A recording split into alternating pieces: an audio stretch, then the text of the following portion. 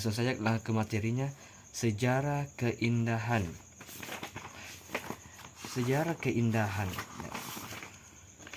Saya akan membacakan dan menjelaskan sejarah keindahan. Makna keindahan secara akademis sudah dipelajari manusia sejak abad ke-18 oleh para filsuf yang tertarik dengan mengembangkan estetika. Berawal dari sanalah dapat dilihat pandangan dari berbagai ahli tentang makna keindahan tersebut. Keindahan berasal dari kata indah yang artinya bagus, permai, cantik, dan enak untuk dilihat. Menurut De Lianggi dalam bukunya Garis Besar Estetika, keindahan berasal dari bahasa Inggris yaitu beautiful, bahasa Prancis yaitu beau, dan Italia juga Spanyol yaitu bello. Kata-kata tersebut berasal dari bahasa Latin. Yang pertama, beberapa pendapat mengenai keindahan yang dikemukakan oleh para ahli. Ahli yang pertama yaitu Alexander Baumgarten. Ia berpendapat bahwa keindahan adalah keseluruhan yang tersusun secara teratur dari bagian-bagian yang saling berhubungan atau satu sama lain. Dalam bahasa Inggrisnya, beautiful is an order and fair in their manual relation and their relation the world. Yang kedua, Sulzer. Ia berpendapat bahwa yang indah hanyalah yang baik. Jadi jika tidak baik belum bisa dikatakan indah. Yang ketiga, Seifulbourg. Beliau berpendapat bahwa yang indah adalah yang memiliki proporsi yang harmonis. Yang keempat, Tolstoy. Ia berpendapat bahwa keindahan adalah sesuatu yang mendatangkan rasa menyenangkan bagi yang melihat. Dari berbagai pendapat tersebut, pengertian keindahan dapat kita kelompokkan menjadi ada 3, yaitu yang pertama, berdasarkan landasan objektif dan subjektif. Secara objektif yaitu keindahan memang ada pada objeknya. Secara subjektif yaitu keindahan ditinjau dari segi objek yang menghayati sehingga menimbulkan rasa senang. Yang kedua, berdasarkan cakupannya.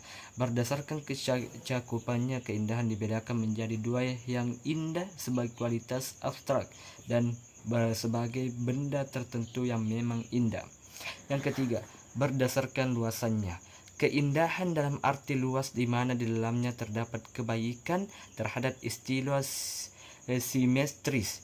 Untuk keindahan berdasarkan penglihatan dan harmonia untuk keindahan berdasarkan pendengaran. Jadi keindahan dalam arti yang luas meliputi keindahan seni, alam, moral, dan intelektual. Keindahan pada dasarnya merupakan kualitas pokok yang tertentu yang terdapat pada sesuatu. Kualitas yang paling sering disebut yaitu kesatuan atau unit, keselarasan atau harmoni, dan kesangkupan atau simetris, keseimbangan balance, dan pertentangan kontras. Rumusan keindahan yang sederhana adalah kesatuan hubungan berbentuk yang ada di antara kesadaran preferensi yang memberikan kesenangan.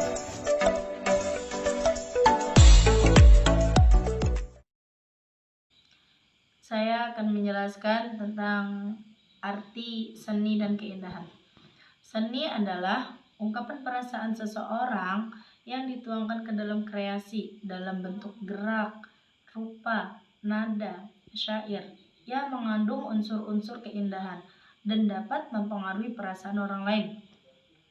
Asal kata seni adalah dari bahasa Sanskerta yang berarti pemujaan, persembahan, atau pelayanan.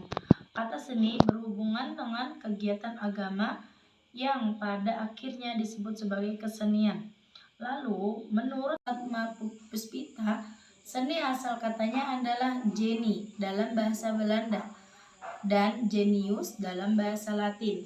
Arti keduanya adalah kemampuan luar biasa yang dibawa sejak lahir.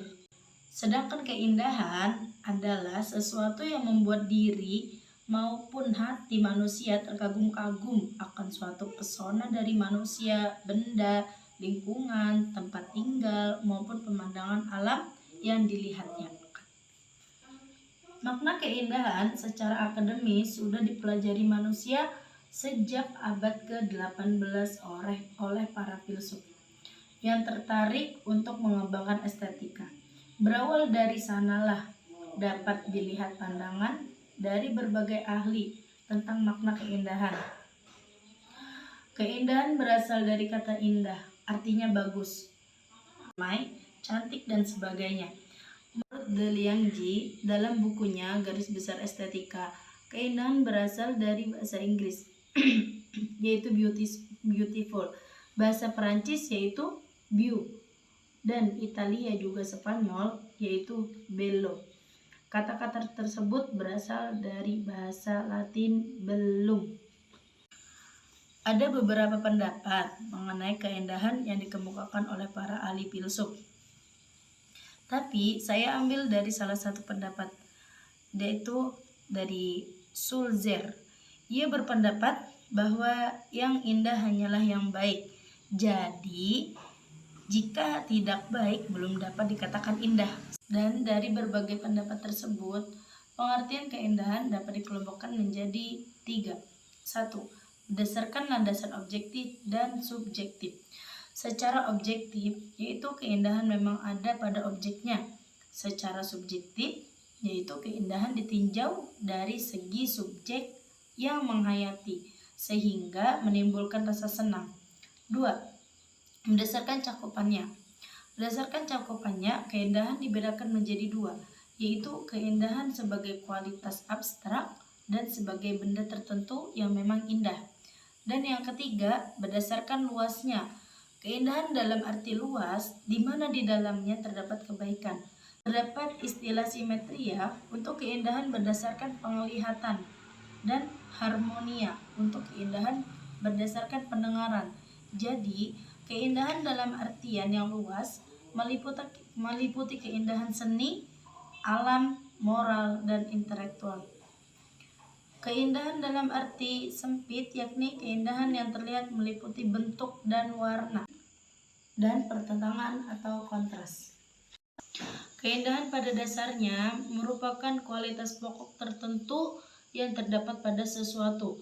Kualitas yang paling sering disebut yaitu kesatuan atau unity, keselarasan atau harmoni, kesetangkupan atau simetri, dan keseimbangan balance, pertentangan atau kontras.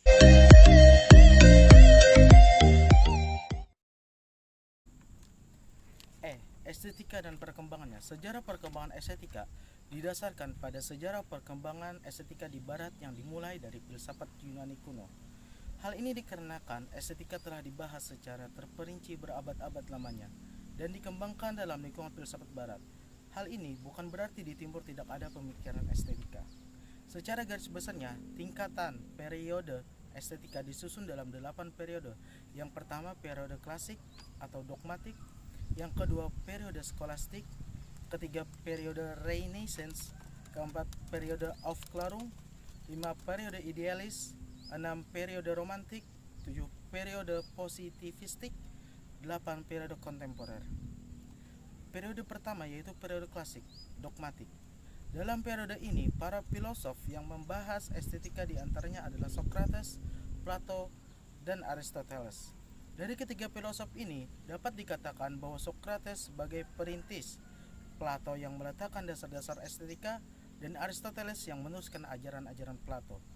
Dalam periode ini, ada beberapa ciri mengenai pandangannya. Yang pertama, bersifat metafisik.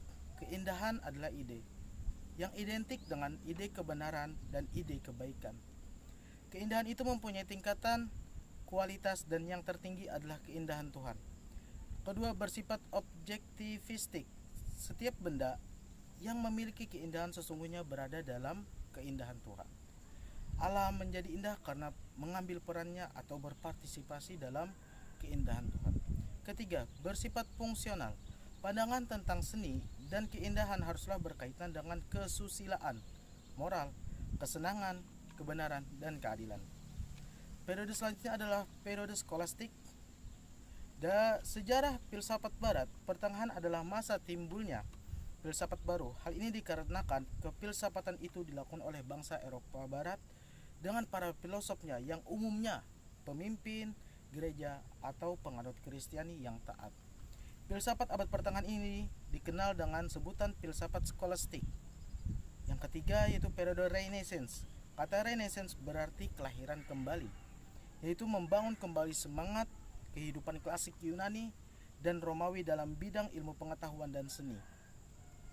Gerakan pembaharuan ini dilakukan terutama oleh para humanis Italia yang dimulai kurang abad ke-14.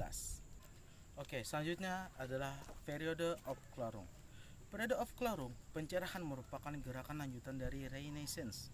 Dalam periode ini masih terlihat pengaruh rasionalisme Descartes dan empirisme Bacon.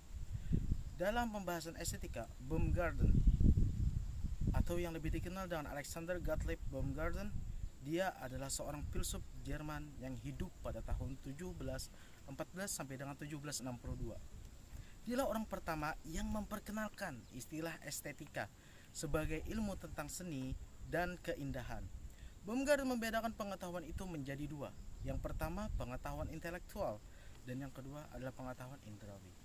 Oke, langsung ke periode idealis. Periode idealis sejalan dengan periode filsafat. Idealisme mempengaruhi pandangan estetika di Jerman. Immanuel Kant merupakan filsuf pertama yang mengemukakan teori estetika dari pandangan objektif. Maka penyelidikan estetika berubah dari penelaahan ontologis beralih ke bidang ilmu jiwa yang sebelumnya telah dirintis oleh rasionalisme dan empirisme. Filsuf-filsuf yang termasuk dalam periode ini diantaranya adalah Immanuel Kant, Schiller, Schelling, and Hegel.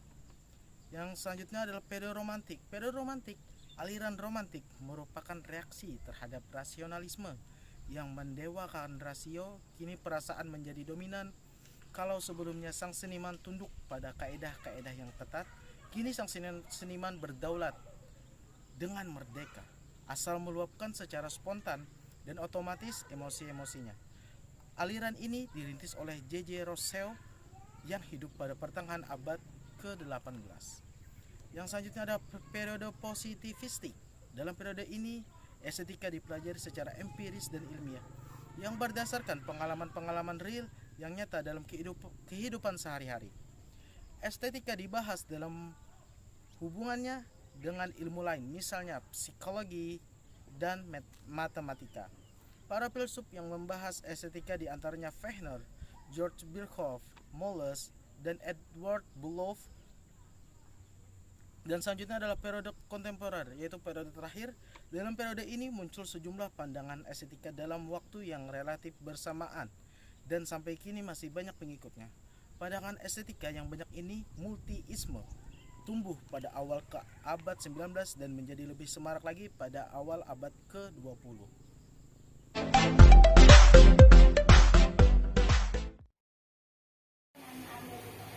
Setelah memperhatikan isi dari pembahasan di atas, dapat diambil kesimpulan sebagai berikut.